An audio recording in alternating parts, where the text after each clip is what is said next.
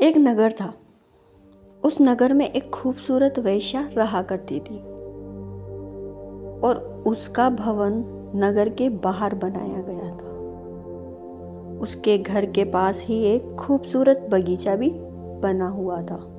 वहीं पर वो रहा करती थी। एक बार नगर के पास कुछ साधु महात्मा आए। उन्होंने नगरवासियों से पूछा कि यहाँ कोई वाटिका, कोई बगीचा है जहाँ हम अपना भजन कीर्तन कर सके, रात्रि रुक सके, प्रातः होते ही हम वहाँ से चले जाएंगे।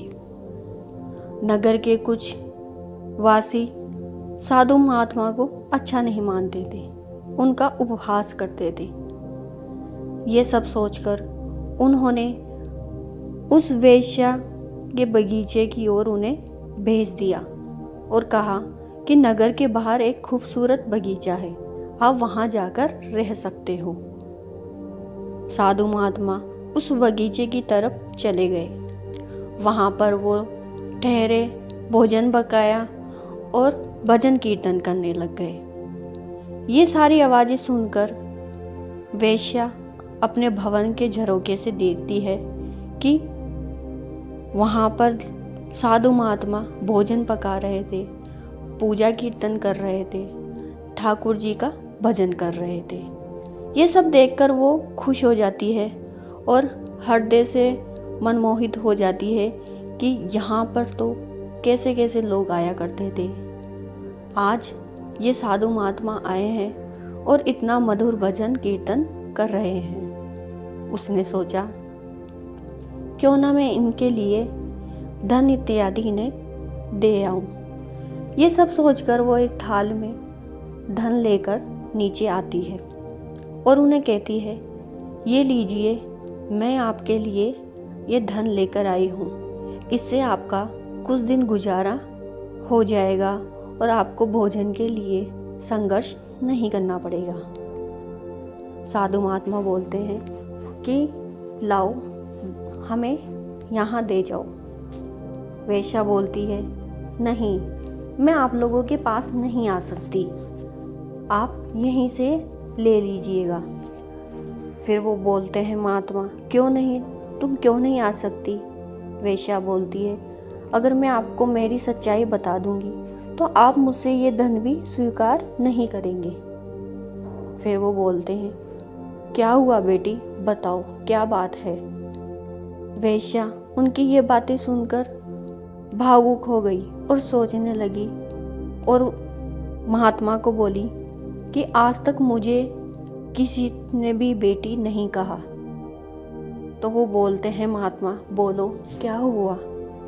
वेश्या बोलती है कि मैं एक वेश्या हूँ, इस नगर की वेश्या हूँ। इस नगर के बाहर मेरा ये भवन है और आप जो इस बगीचे में भजन कीर्तन कर रहे हो, ये बगीचा भी मेरा ही है। यहाँ के नगर के लोग आया करते हैं मेरे पास। मैं एक देह व्यापार का कार्य करती हूँ। फिर साधु महात्मा बोलते हैं, नहीं बेटी, हम तुमसे ये धन नहीं ले सकते। वेश्या बहुत दुखी हो जाती है। फिर साधु महात्मा उसे बोलते हैं, अगर तुम इतनी भक्ति भाव से ये हमारे लिए लेके आई हो तो इसे हम तो स्वीकार नहीं कर सकते। हम तुम्हें एक रास्ता बताते हैं जिससे तुम्हारे अंदर जगी भक्ति भाव भी प्रकट हो जाएगा।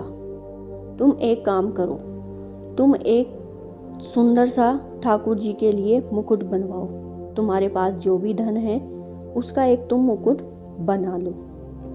वेश्या बोलती है, मेरे अंदर ये भक्ति भाव जागा है, अब मैं प्रण लेती हूँ कि मैं आज से देह व्यापार का कार्य कभी नहीं करूँगी। ये बात सुनकर वो सुनार को बुलाती है और सारा धन देकर ठाकुर जी के लिए एक सुंदर सा मुकुट बनवाती है। साधु महात्मा बोलते हैं, चलो इसे नगर में स्थित ठाकुर जी की मूर्ति को तुम ये मुकुट पहनाना। फिर वो बोलती है कि मुझे नगर के वासी मंदिर नहीं जाने देंगे क्योंकि मैं एक वेश्या हूँ। साधु महात्मा बोलते हैं कि ऐसा कुछ नहीं होगा, तुम हमारे साथ चलो। जैसे ही साधु महात्मा वेश्या नगर की तरफ जाते हैं तो लोग उन्हें देखने लग जाते हैं, इकट्ठा हो जाते हैं। जैसे ही वो मंदिर के पास पहुंचते हैं तो वहाँ पर मंदिर के पुजारी उन्हें वहीं पर दरवाजे पर ही रोक लेते हैं और बोलते हैं, ये तो इस नगर की वेश्या है, इसे मंदिर नहीं आने दिया जा सकता क्योंकि ये एक वेश्या है। साधु महात्मा बोलते हैं, वेश्या है तो क्या हुआ, ये भी तो एक इंसान है, इसके अंदर भी तो भक्ति भाव है। नगर के लोग और पंडित नहीं मानते, उसे अंदर नहीं जाने देते। साधु महात्मा को वो रोकने की पूरी कोशिश करते रहते हैं। फिर साधु महात्मा बोलते हैं, अगर ठाकुर जी ने गर्दन झुका ली तो क्या तुम इसे मुकुट पहनाने दोगे? मंदिर के पंडित सोचते हैं, ठाकुर जी की मूर्ति तो पत्थर की बनी हुई है, वो क्यों गर्दन झुकाएगी? तो ये सोचते हैं और साधु महात्मा को बोलते हैं, ठीक है, अगर ठाकुर जी की मूर्ति ने गर्दन झुका ली तो ये वेश्या मुकुट पहना सकती है।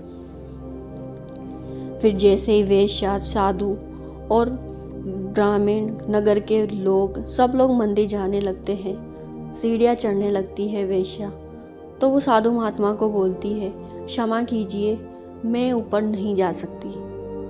साधु महात्मा पूछते हैं, क्यों, क्या हुआ? मैं अशुद्ध हो गई, मेरे महामारी आ गई, मैं अब ऊपर नहीं जा सकती।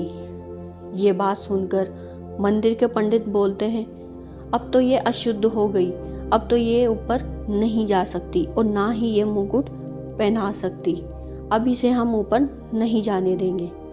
फिर साधु महात्मा बोलते हैं, ऐसा कुछ भी नहीं है, अशुद्ध हुआ तो क्या हुआ, तुम ऊपर सामने देखो, ठाकुर जी की मूर्ति गर्दन झुकाए हुए खड़ी है और तुम्हारी प्रतीक्षा कर रही है। ये सब देखकर गांव वाले, मंदिर के पंडित, सब लोग हैरान हो जाते हैं। वेश्या की आंखों में आंसू आ जाते हैं और वो मुकुट लेकर ठाकुर जी को पहनाने चली जाती है। सब लोग देखते रह जाते हैं कि ठाकुर जी ने गर्दन झुकाई हुई है वेश्या के मुकुट पहनने के लिए। जैसे ही वेश्या मंदिर में जाती है, ठाकुर जी को मुकुट पहनाती है। जैसे ही उसने मुकुट पहनाया, ठाकुर जी ने वो स्वीकार कर लिया और उस वेश्या ने अपना देह वहीं त्याग दिया और प्रभु के धाम चली गई। इस कहानी से ये शिक्षा मिलती है कि भगवान भक्ति भाव के भूखे हैं। उन्होंने एक वेश्या से सोने का मुकुट स्वीकार किया। भगवान ये नहीं देखते कि इंसान दरिद्र है या अमीर है, या फिर शुद्ध है अशुद्ध है, उच्च है या नीचे है। भगवान भक्ति भाव देखते हैं। इसीलिए उस वेश्या के बने हुए सोने के मुकुट के लिए उन्होंने अपनी गर्दन तक झुका ली थी, क्योंकि उसकी भक्ति इतनी पवित्र थी।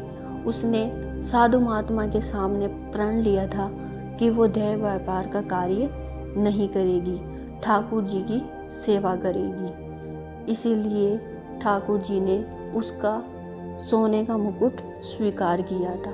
जैसे ही उसने मुकुट पहनाया, उसने अपनी देह त्याग दी और वो पवित्र होके प्रभु के वैकुंठ धाम चली गई।